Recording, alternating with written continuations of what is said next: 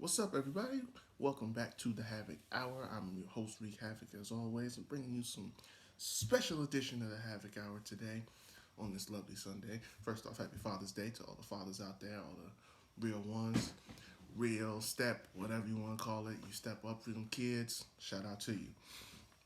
Uh, Doing something a little bit different today, because as everybody knows, Friday going into this weekend, we celebrated Juneteenth, which is our Independence Day, you know what I'm saying, for our people. And in the spirit of that, since I get a lot of sports talk on here, I ran down a little list, compiled some names of the top 10 most influential black athletes in my time, at least. Now, let me be clear. Give this disclaimer right here and now. This is my list, okay? I don't hear nothing from nobody. Oh, what's wrong with this? He should be here. He should be there. I already got some people looking at me crazy about it. It's my list. Number one, it's during my lifetime. So I'm not talking speaking on nobody that I can grow up seeing that I didn't get to see. It's purely me. I'm a '90s kid. People that I got to grow up and see. All right, that's one. Number two, it's what they do on and off of their profession, on and off the court, field, whatever. You know what I'm saying? So it's a combination of things.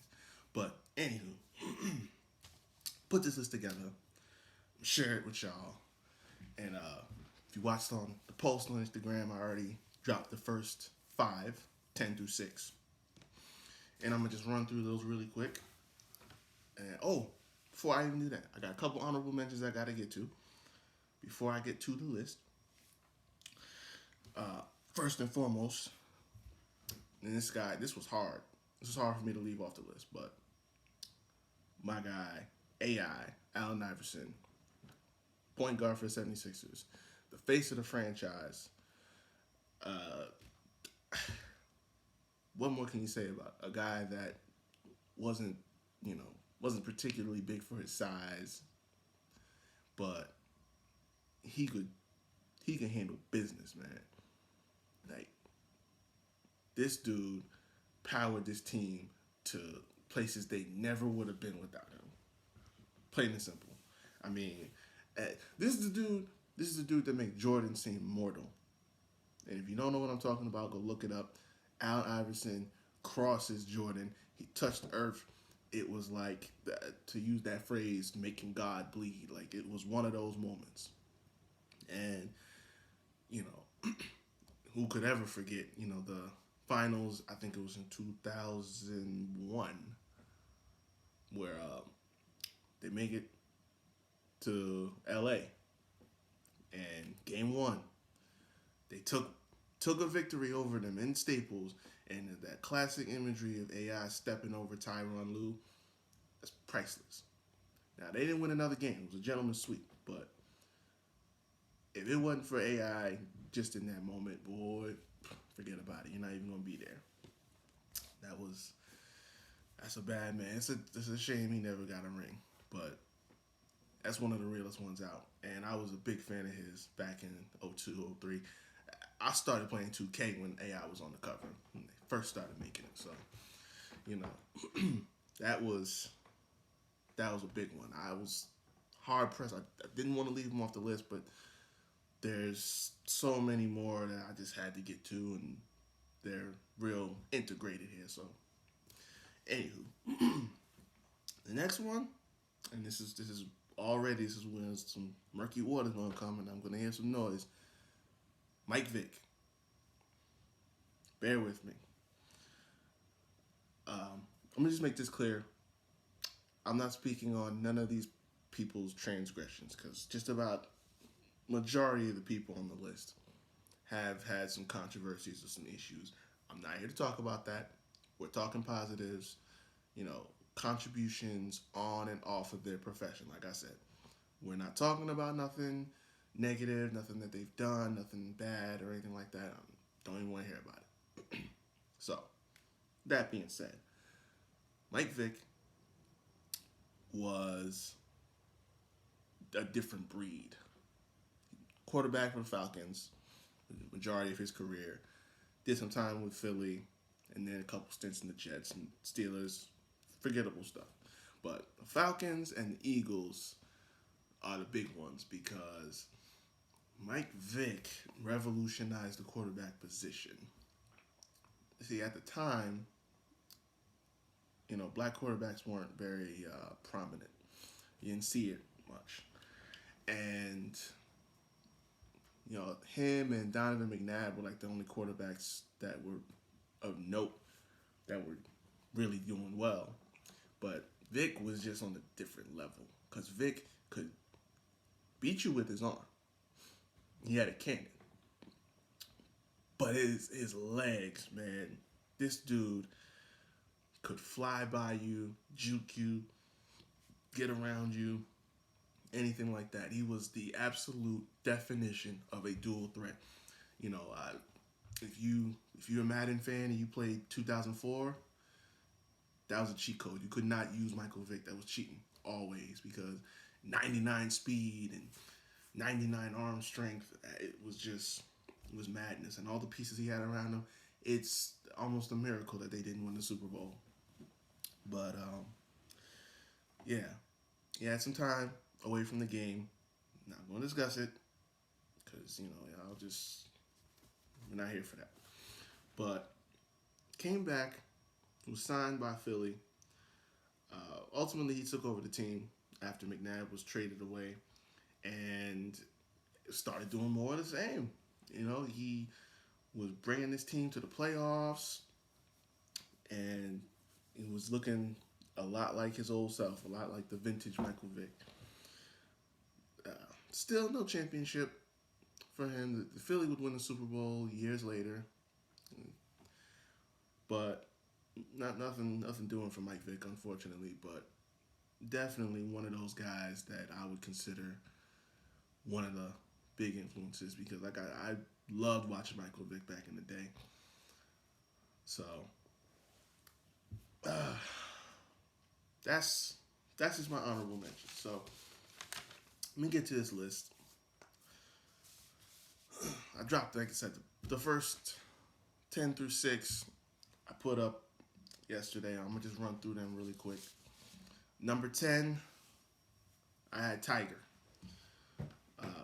What can you say? The guy's the greatest golfer of all time. Easily. He's in a sport where you didn't see a lot of black folks, if any.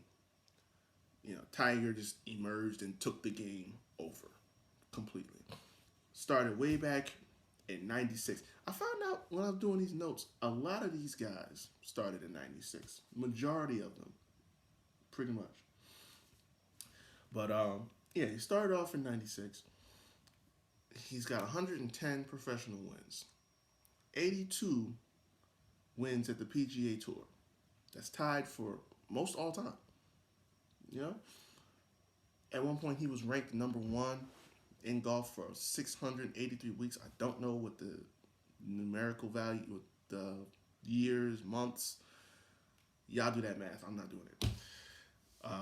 Was PGA Rookie of the Year his first year. He was Player of the Year 11 times. He's the 4th golfer in history to be awarded the Presidential Medal of Freedom. And, in terms of his philanthropy and stuff like that, he has a Tiger Woods Foundation that promotes, teaching golf to the inner city kids. There's a Tiger Woods Learning Center that, gives kids college access and everything like that, and programs, for younger kids that are, less privileged than us. It's out in California. So, I got him 10th on my list. Oh, he's going in the Hall of Fame next year, too. He hasn't officially retired yet, but, it's a formality. He's going to go regardless. How can you not?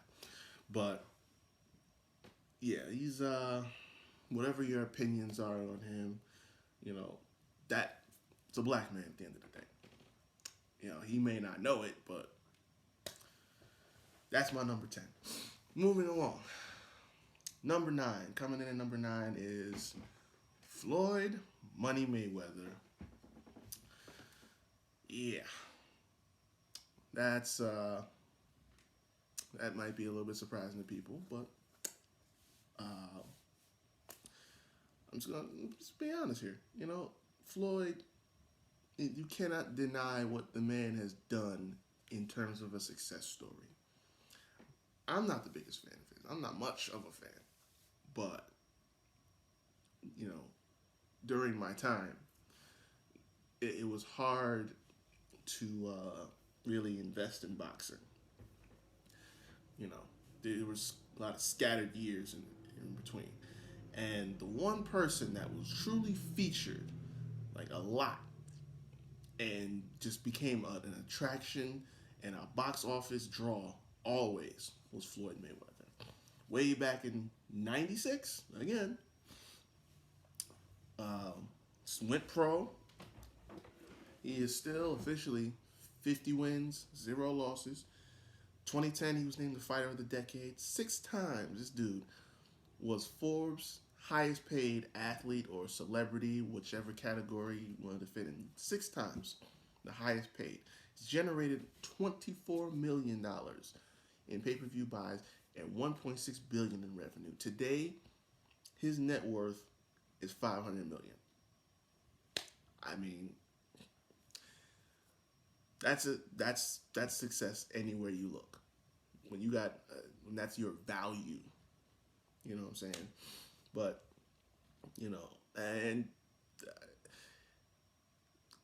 it's one of those things. You don't have to like the guy. Like I said, I'm not the biggest fan. He's cocky, he's flashy, and can't read, and but you know that's the thing. He doesn't have to. At the end of the day, he's a smart dude. He's really smart.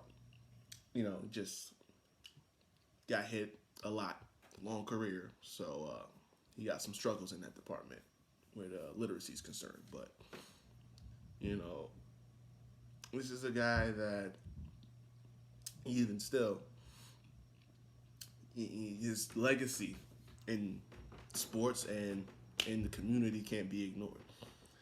Uh, the the list of names that he's beaten in the ring. I mean, the legendary Arturo Gatti, Oscar De La Hoya, Ricky Hatton, Shane Mosley, Miguel Cotto, Marcos Maidana twice, Canelo Alvarez, Pacquiao, of course, and you know the exhibition against Conor. But you could count that, not count that, whatever.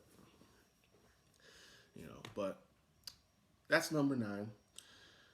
So number 8, another one. These are all tell you these get controversial, but I don't care. This is my list. Coming in at number 8, one of my all-time favorite receivers, Terrell Owens. Drafted in '96, played for every team you can think of. The Niners. Niners drafted him. He went to Philly. He went to Dallas. Went to Buffalo, Cincinnati. But this guy, man, in a 16-year career, he did just about everything except win a Super Bowl. 6 Pro Bowls, 5 first-team All-Pro, 2000s All-Decade team. He's the only player in league history that scored on all 32 teams. I think the second person to do that so far has been Drew Brees. I believe so. Wait, no. I'm sorry. No, that's incorrect. Because Drew Brees has never scored on his own team. So yeah, T.O., the only player in history to score on all 32 teams. He's third all time in TDs, in receiving TDs, behind Jerry Rice, the greatest ever, and Randy Moss. And he's also third in receiving yards behind Larry Fitzgerald and of course Jerry Rice. Say what you want about him.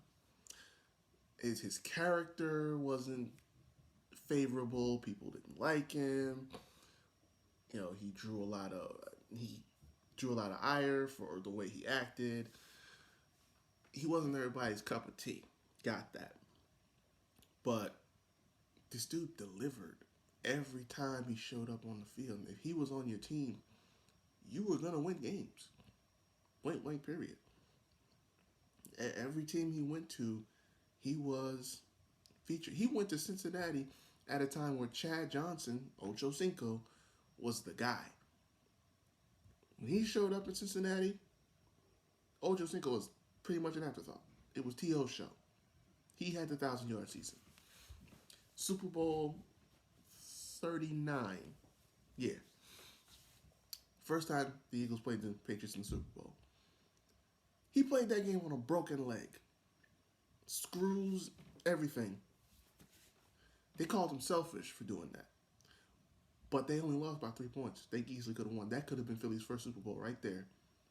And T.O. went out on a broken leg to try and do it. And they couldn't stop him.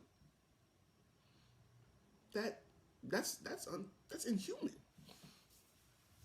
So, like I said, say what you want about the guy, but that's dedication.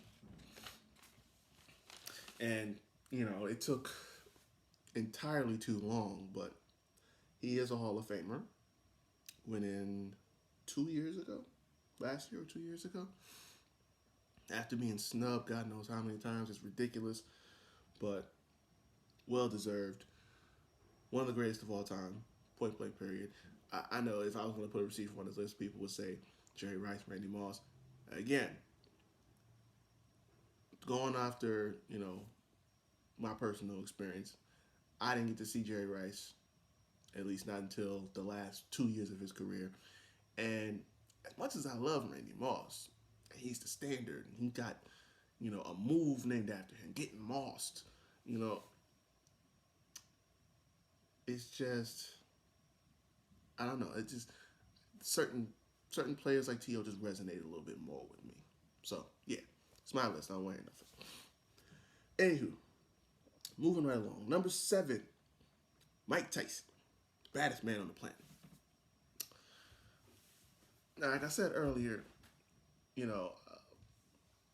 during my time, it was hard to get invested in boxing. That's because Tyson was on the tail end of his career as I was growing up. Because he competed from 85 to 2005. But those last few years were kind of just scattered. But he was the youngest to win the heavyweight title. He was 20 years old with a career record of 50-6. He was the first to simultaneously hold the WBA, WBC, and IBF titles, and was the first to unify them together. And all after beating Michael Spinks, Frank Bruno, Larry Holmes. Full disclosure, my uncle fought Larry Holmes way back in the day. He didn't beat him, but it was a thing. This was before he fought Mike. If you look it up. Kurt Shepard versus Larry Holmes. It's a real thing. My uncle went toe-to-toe with that man. Anywho, Mike beat all these guys on the way to winning these titles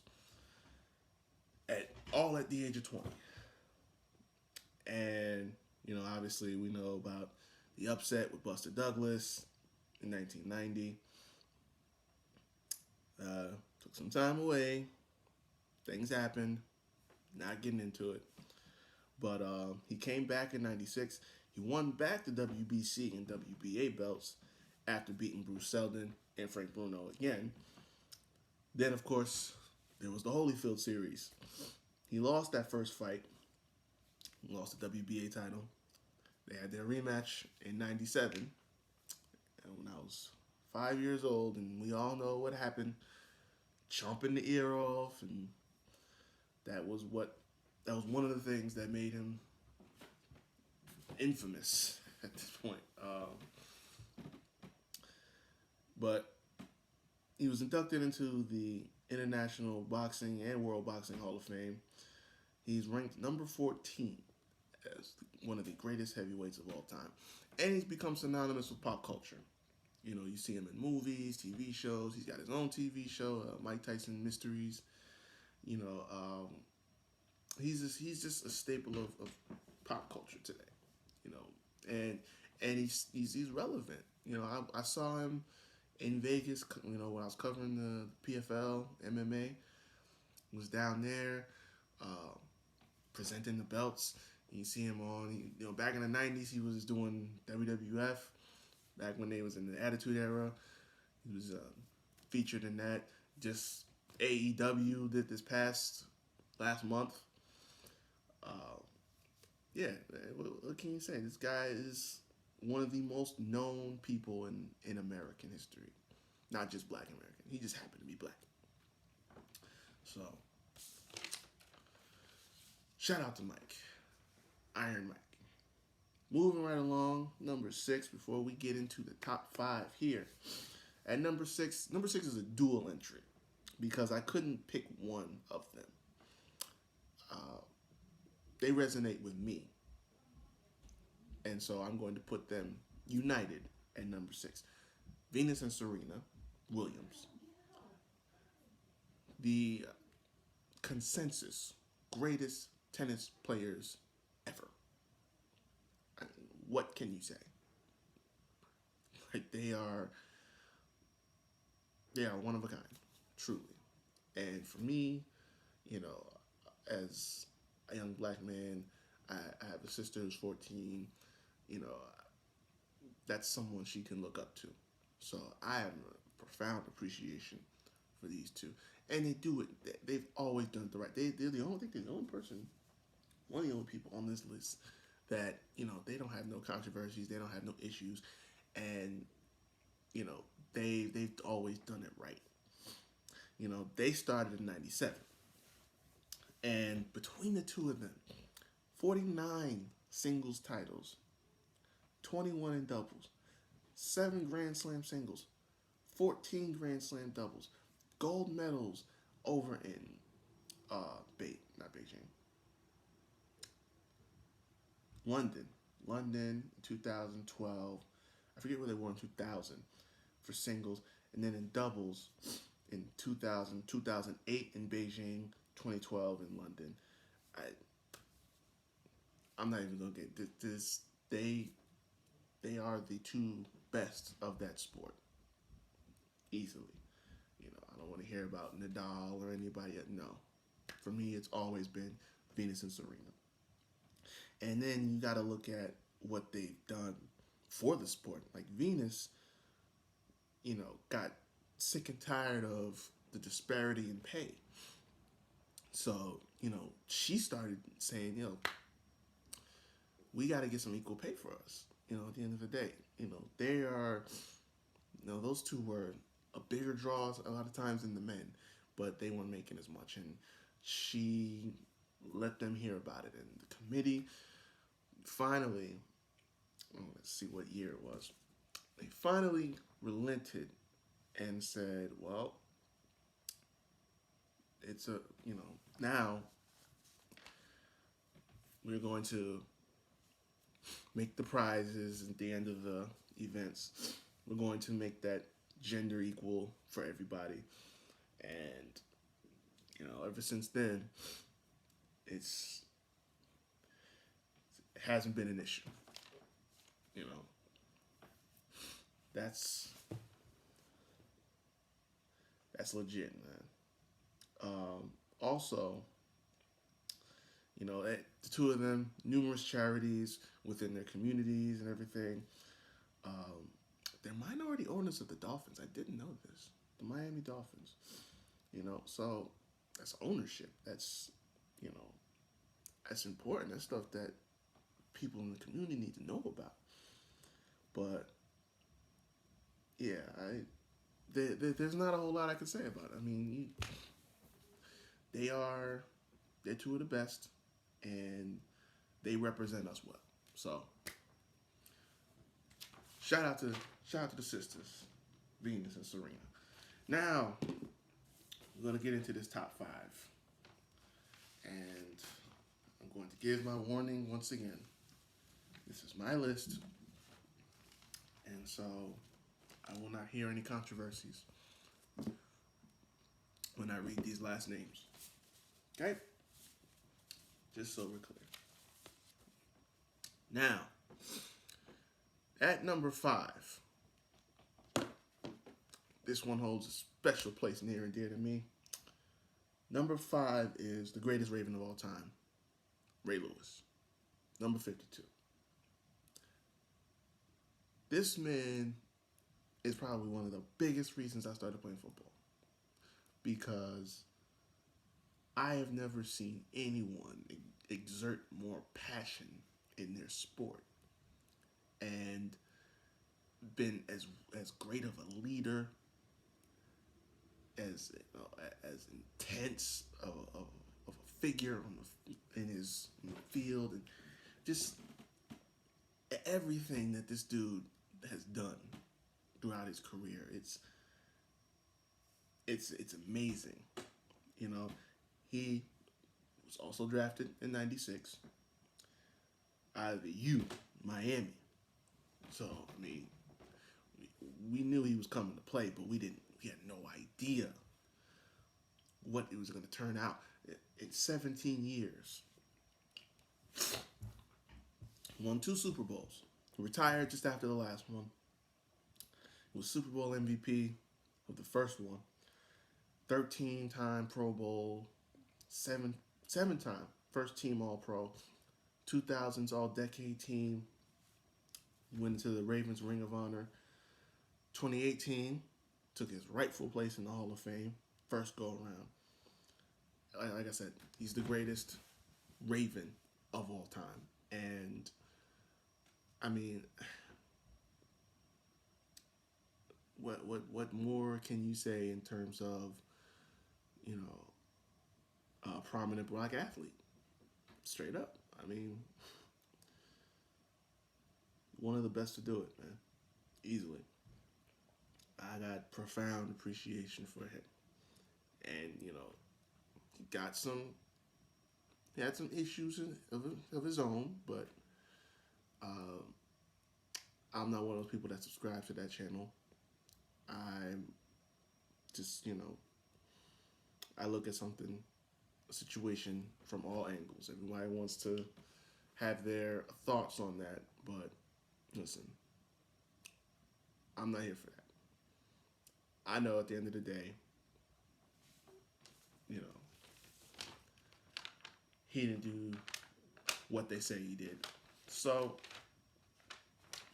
let's move on. Because I'm not even going to get into that topic. Anywho, moving on to number 4, we got the People's Champ, the great one, The Rock, Dwayne Johnson. Now, I'm a wrestling fan, so this is a special one for me. But even if you're not a wrestling fan, you telling me you don't know who The Rock is? Dwayne Johnson? Everybody does. And yes, I know he's half black, half Samoan, but let's keep it real. In the 90s, he was as close as black as we was going to get. That was at the top of wrestling, that was featured. So, you know, that was what we had. But even still, you know, this guy transcended his sport, or sports entertainment, since people don't like to consider wrestling a sport. It's the marks. But he came up into wrestling in '96. He had just been at the U at Miami playing college football. He won the national championship with them in '91. And if you don't know where he's from, he's a member of what's known as the Anoa'i family. It's a massive Samoan family. They're a dynasty. They produced some of the greatest professional wrestlers of all time. And he is one of them. But he came in, you know, at '96 at a point in time where, you know, the company was kind of having a little bit of struggle. They had competition. They were looking for some change, something to boost the ratings, something to change things around. And, you know, The Rock came in. Initially, he was kind of a good guy, but that didn't work out. He had to spruce it up. He had to change things. And, get a new vibe. So he went bad. He went to, joined up with the Nation of Domination, became a bad guy, started calling himself The Rock, and then in that moment he ushered in the Attitude Era, alongside guys like Stone Cold Steve Austin, D-Generation X, Shawn Michaels and Triple H, The Undertaker, Kane, Mankind. They brought in the biggest era of professional wrestling thus far, and just set all kinds of records from TV ratings and the popularity in pro wrestling. Shoot, 3 out of every 5 people that I met as a kid in the day was a wrestling fan. So I mean, there you go. There you have it. Um, but Rock was different because, like I said, he was entertaining people in just ways that others weren't. The catchphrases, you know what I'm saying? The smackdown, laying the smackdown on your candy ass, the people's eyebrow, uh, like all these things that are a lot in pop culture that are known.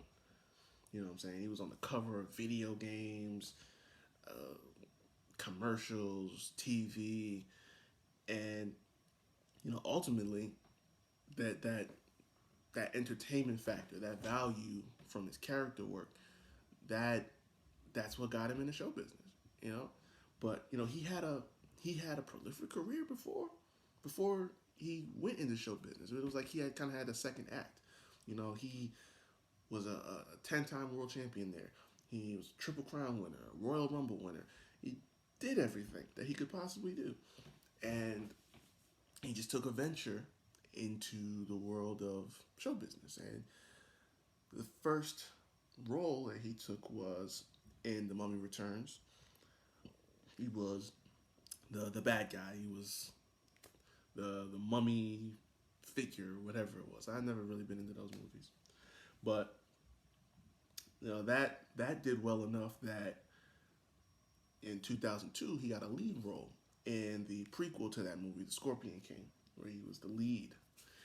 And from there it just took off. Then next thing you know, he's in The Rundown, Walking Tall, Be Cool, The Tooth Fairy. I'll talk about that one.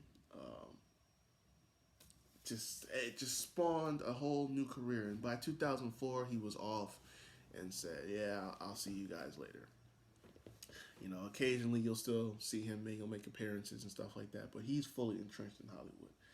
And in 2011, it really kind of hit a new level when he took on the role of Luke Hobbs in the Fast and Furious saga. That took him to a whole new level. He went from being one of the actors in Hollywood to being a top actor in Hollywood. And from there, and now we're talking news TV shows, new movies. His company, $7 Production, that he founded in 2012 with his ex-wife, his business partner. They went on. They produced the show Ballers on HBO. I love that show. It's solid. And then they've got some other productions coming out as well. Some other movies they've made. He has twice been named Time Magazine's most influential, one of Time Magazine's most influential people in the world. He's been Forbes' highest paid actor for the last, I don't know, 2-3 years now. 2017, he went on the Hollywood Walk of Fame. He's got a brand, Project Rock with Under Armour, and all of his charities and things like that. I mean, like he's a face in this world, man. And again, like I said, me being a wrestling fan, it's just it resonates deeper because a lot of y'all know The Rock from movies. I know The Rock before he did movies. So for me, it was kind of like seeing just a transformation. So influence there is deep. But Uh, couldn't quite put him in the top three though, because these next couple names I'm about to get into run very deep. So, moving right along to number three. Here we go. I already know it. I'm gonna catch flack for this. Number three is LeBron James. Yes, he's number three. He's not number one. He's not number two. He's number three. LeBron James. I've spoken very candidly on where I stand on him, but LeBron James is the greatest athlete of this generation. I will say that. Um, he's one of the voices of our generation, and whether he was playing basketball or not, I believe he would have he would have made a great impact on all of us in some way, shape, or form. I truly believe that.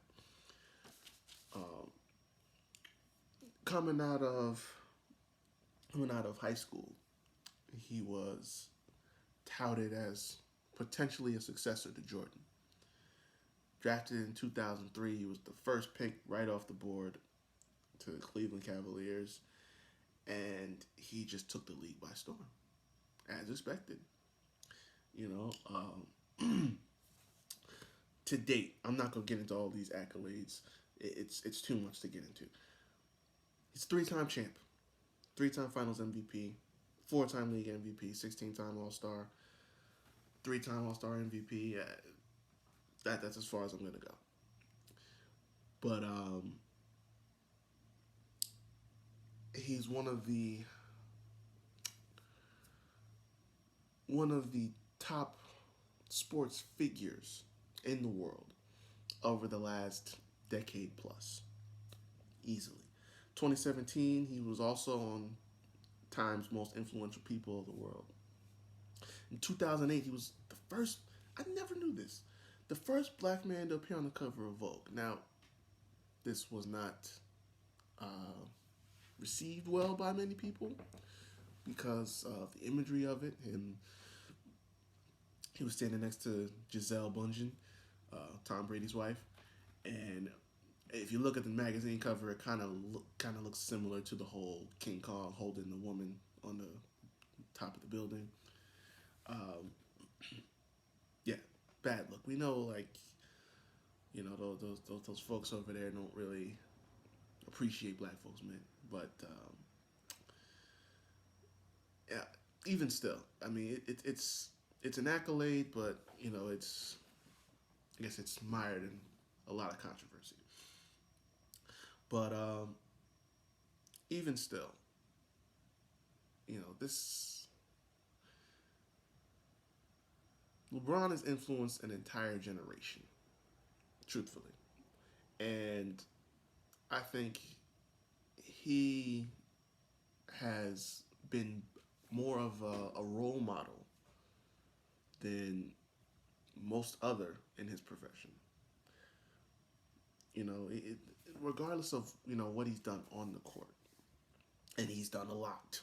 The years in Cleveland, the decision, which everybody was up in arms about. He goes to Miami, teams up with D Wade, Chris Bosh, and the crew, wins 2 championships back to back.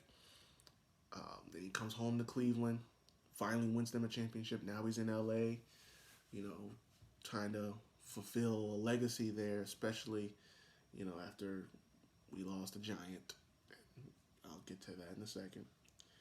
Uh, yeah, regardless of what he's done off in there, what he's done off the court, I say all the time that I see LeBron as a humanitarian because you know he's a voice for us. He speaks for us.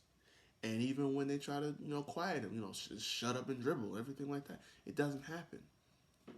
Because at the end of the day, the plight of our people is paramount to him.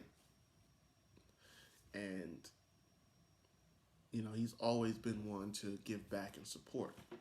You know, he formed this this agency and sports company with three of his best friends: Rich Paul, Maverick Carter, Randy Mims, and together they create, you know, this platform for young athletes up and coming, so that they can do it right. And there's so much need for that for athletes that come into the league, in whatever league, NBA, NFL, wherever, that they get all of this money and they don't know what to do with it. LeBron teamed up with his closest boys, put them on and said, let's get the next generation right when they come in here. Um, they've got minority stake in another team. It's, let me see, Liverpool in English Premier League and soccer. Got minority stake in that. Um, I mean, the list goes on. There's so much. The dude made a school. His foundation created the I Promise elementary school for kids struggling, that they're having their issues in school like that, to keep them in school. They built a whole school for them 2 years ago. Next month to be 2 years. Uh, I mean, what more can you say? I mean, talk about influential athletes. That takes it right there. Also, and there's the budding movie career. If you've ever seen the movie Trainwreck with Amy Schumer, really the only person to watch in that movie is LeBron, because he kind of took the cake. I mean, he played himself, but I thought that he was probably the best part of the movie. So, I mean, he's got that in his back pocket. They also developed his own production company, Spring Hill Entertainment, which produced the movie More Than a Game, which chronicled his high school career. The shows The Wall, Survivor's Remorse, if you watch Stars, that I mean, now we're getting into some deep territory here, talking about people that are making an impact. So, yeah, LeBron is number 3, and rightfully so, because got a special appreciation for him. But now we get to the nitty gritty here. At number 2, this one's tough because we lost him just a few months ago. Number 2 is Kobe Bean Bryant.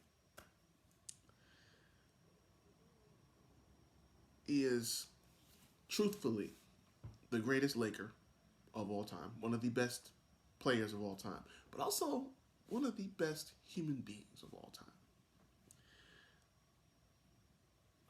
Kobe had a different mindset from everybody else.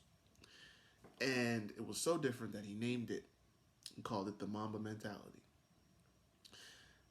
And using that, he tore through the league all before, what was set to be one of the greatest second acts of any other human being, any athlete. He came in at 96 when the year he was drafted. He was drafted by Charlotte, and LA made a trade for him. He's 17 years old and played for 20 years, won 5 titles, just one short of that magical number 6. 18-time All-Star, was the MVP in 2008. Led the league in scoring twice.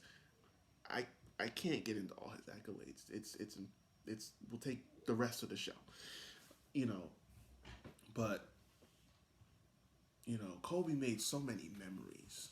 Whether it was alongside Shaq or Paul Gasol and Lamar Odom in his second stint. In the 24 years. Because first he was 8, then he was 24. But it was just, man, it's just tough. It was hard to see him walk away because you knew it was time and age was waning on him, but selfishly when you watch greatness, you never want to see it end.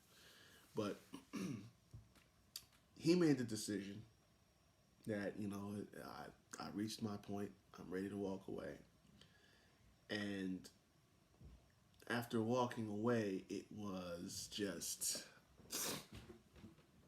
second act time. And that second act was arguably going to be greater than the first one. He and his wife, Vanessa, formed a foundation, to aid the homeless, people in need, with their physical and social skills. He's granted over 200 Make-A-Wish requests. Got a 10% stake in Body Armor, that sports energy drink. Uh, he formed Granity Studios, this production company that he directed this film, Dear Basketball. And if you've never seen that, you need to watch it. If you're a basketball fan, if you're a sports fan, it won an Academy Award for Best Animated Film. So, one of the greatest basketball players of all time, Academy Award winning producer, director.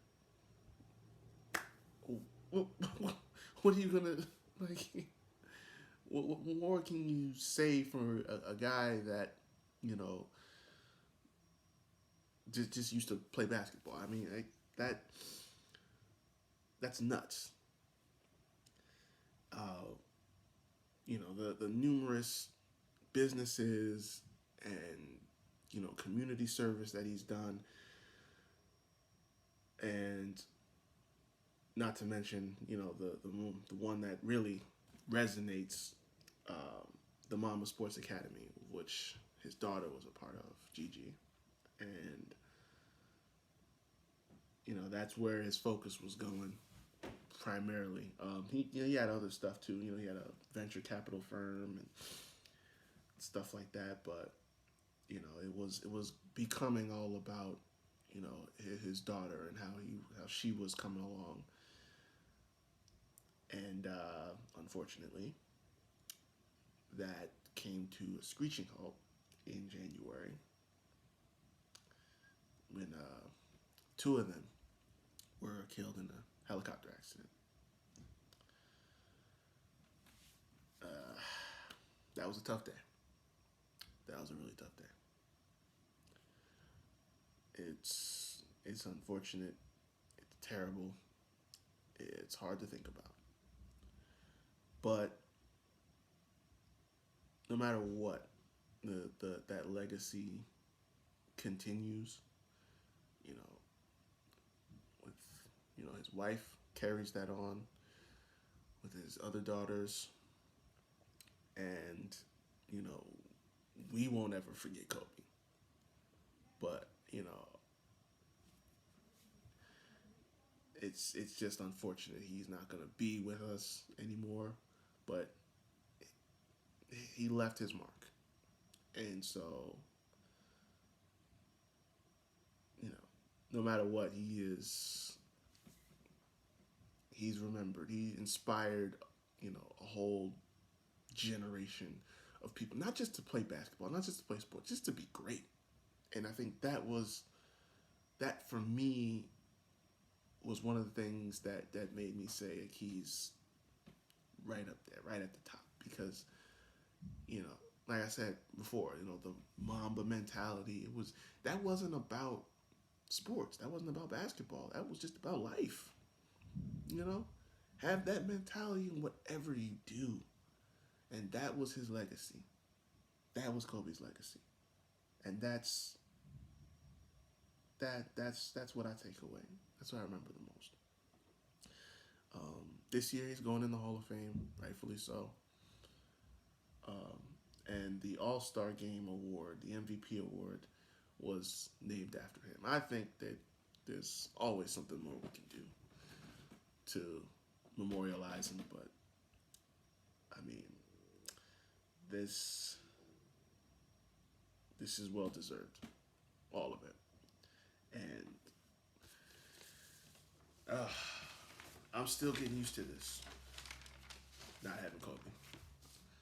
But yeah, so that's number two. Moving right along, it is time.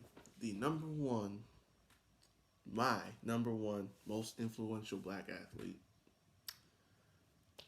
If it wasn't obvious already at this point, it should be. Um, this is the very first athlete I've ever admired. So, without further ado, we all know the drill.